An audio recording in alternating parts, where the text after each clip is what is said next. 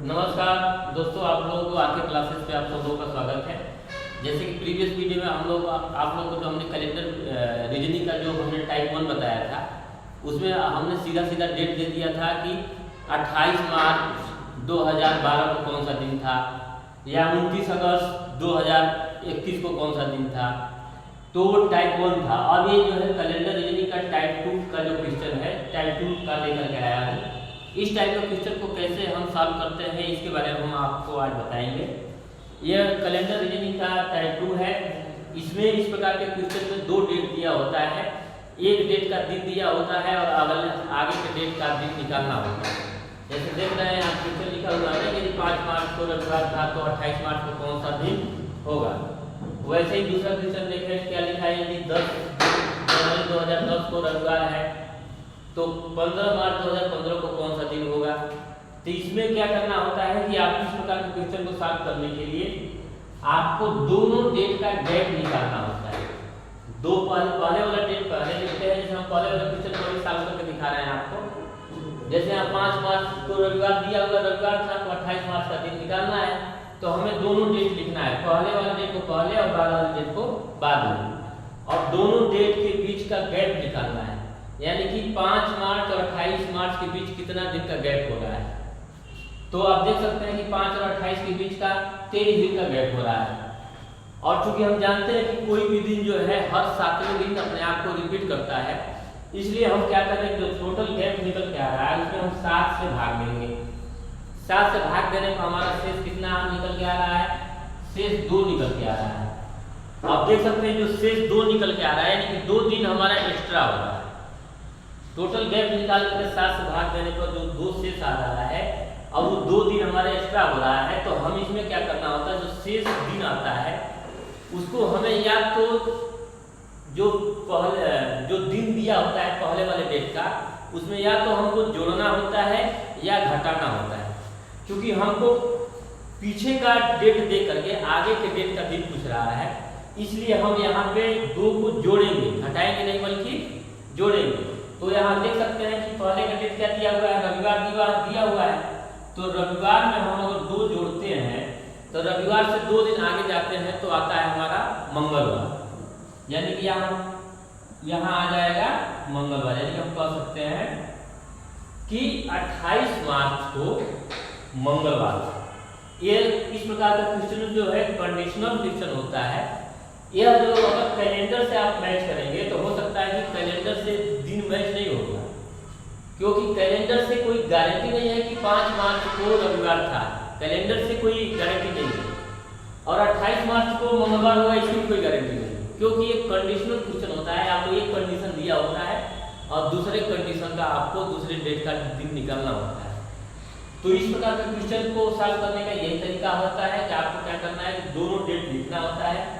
पहले वाला डेट लिखेंगे, फिर बाद वाला डेट लिखेंगे और दोनों के बीच का गैप निकालेंगे। और दोनों के बीच का गैप निकालने के बाद जितना दिन जो आएगा उसमें हम 7 से भाग देंगे, और 7 से भाग देने के बाद जो शेष बचेगा उस शेष को हम पहले वाले डेट का जो दिन है उसमें हम जोड़ेंगे। जैसे पहले वाले डेट का दिन यहाँ रविवार दिया हुआ है, तो रविवार में हम 2 जोड़ेंगे, तो रविवार में 2 जोड़ने के बाद हम अगर 2 दिन आगे जा सकते हैं तो रविवार के बाद से सोमवार, सोमवार के बाद से मंगलवार, यानी कि 28 मार्च को मंगलवार होगा। तो इस क्वेश्चन के आंसर क्या हो जाएगा, 28 मार्च को मंगलवार होगा। इसी तरह दूसरा क्वेश्चन को हम सॉल्व करते हैं। देखिए, अब दूसरा क्वेश्चन है, यानी 10 जनवरी 2010 को शनिवार था। 10 जनवरी 2010 को क्या था, शनिवार था, यहाँ था लिखते हैं। तो 15 मार्च 2015 को कौन सा दिन होगा।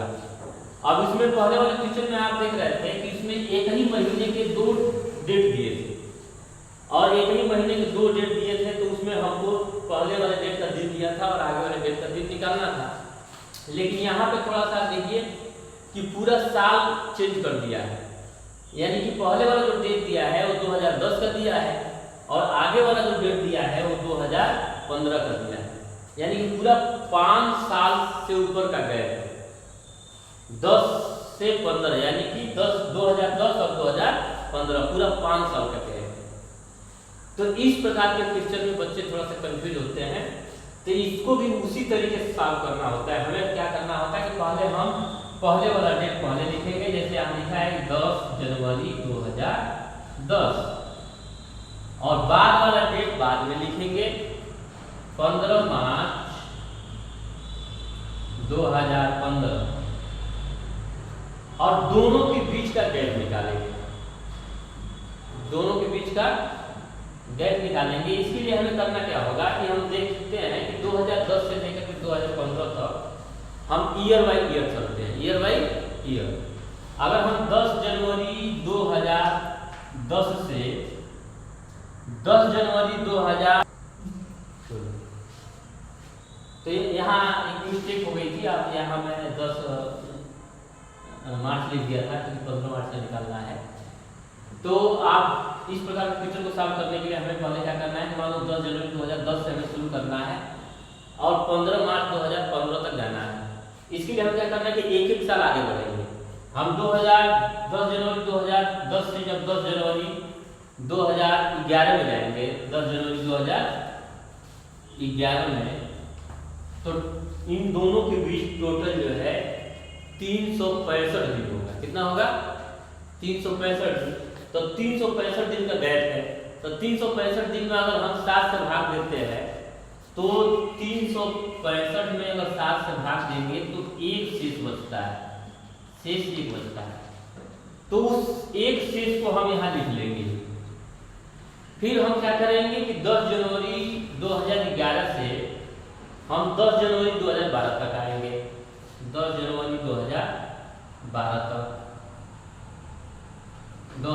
आएंगे।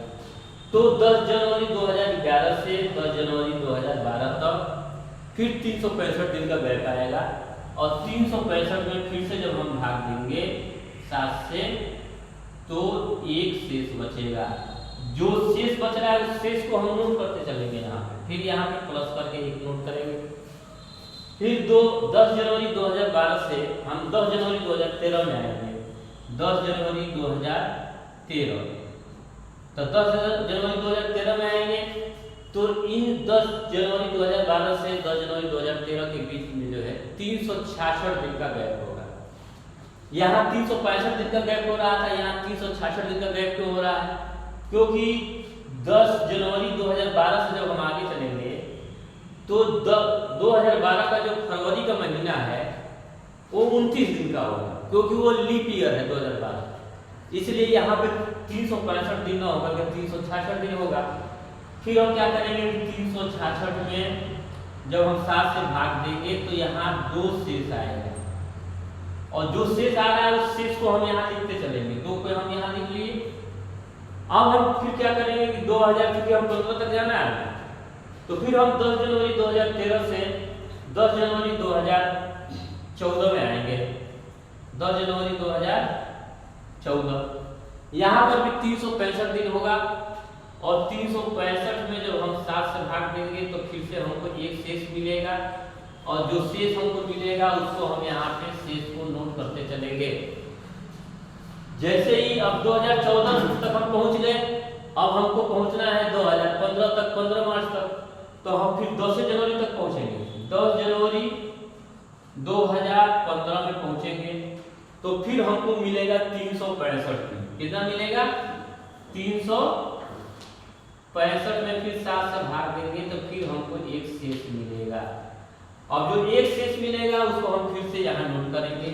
ठीक, अब हम देख लिए, आप देख रहे हैं कि 10 जनवरी 2015 तक तो हम पहुंच गए, लेकिन हमको कहां तक पहुंचना है? 15 मार्च 2015 तक पहुंचना है, 15 मार्च 2015 तक। तो अभी जनवरी में हम 10 जनवरी 2015 तक पहुंचे हैं, तो अभी जनवरी में ही अगर देखा जाए तो 21 दिन और बच रहे हैं, 21 दिन और बच रहे हैं, तो उस 21 दिन को हम सीधे सीधे लिख लेंगे, प्लस 21। फिर हमको जनवरी के बाद से कहां तक पहुंचना है? 15 मार्च तक पहुंचना है। अब जनवरी के बाद से बीच में फरवरी का भी महीना आएगा, तो फिर फरवरी में अब चूंकि 2015 का जो फरवरी महीना होगा वो 28 दिन का होगा। कितने दिन का?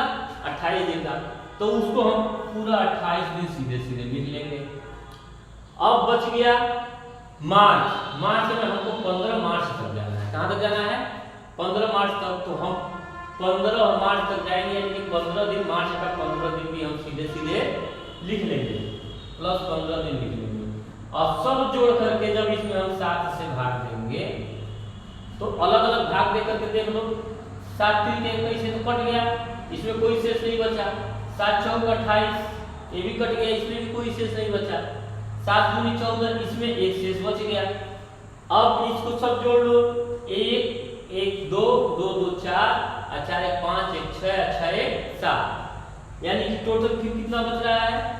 2 2 4 2 6 1 7, यानी कि 7 बच गया। और 7 में जब फिर से हम 7 से भाग दे रहे हैं तो शेष बच करके आता है 0। शेष कितना बचता है? 0। तो अब 0 शेष बचने का मतलब क्या है कि 10 जनवरी 2010 को शनिवार था, हमें पता है। तो शनिवार में, और चूंकि 2015 आगे का डेट है, बहुत आगे का डेट है, तो हमको आगे के डेट का दिन निकालना है। तो हमें क्या करना है कि जो शेष 0 आया है उसको हम क्या करेंगे कि शनिवार में जोड़ेंगे। तो हम यहाँ पे क्या करेंगे, यहाँ लिखेंगे शनिवार, और शनिवार में प्लस अगर 0 जोड़ेंगे तो अगला दिन कौन सा आएगा? शनिवार ही आएगा। क्या आएगा? अगला दिन कौन सा आता है? शनिवार ही आता है, शनिवार ही आएगा। यानी कि हमारा आंसर निकल के आया कि 15 मार्च 2015 को भी क्या था? शनिवार ही था। 15 मार्च 2015 को भी क्या था? शनिवार था। तो आप देख लिए कि ये 2 प्रकार का क्वेश्चन है। ये बहुत पॉपुलर क्वेश्चन है, लगभग हर कॉम्पिटिटिव एग्जाम में आता है। और आपको अगर ये वीडियो पसंद आया हो तो लाइक कीजिए, सब्सक्राइब कीजिए और अपना सहयोग बनाए रखिए, ताकि आगे भी इसी तरह का वीडियो हम आपके लिए लेकर के आते रहें। थैंक यू, धन्यवाद।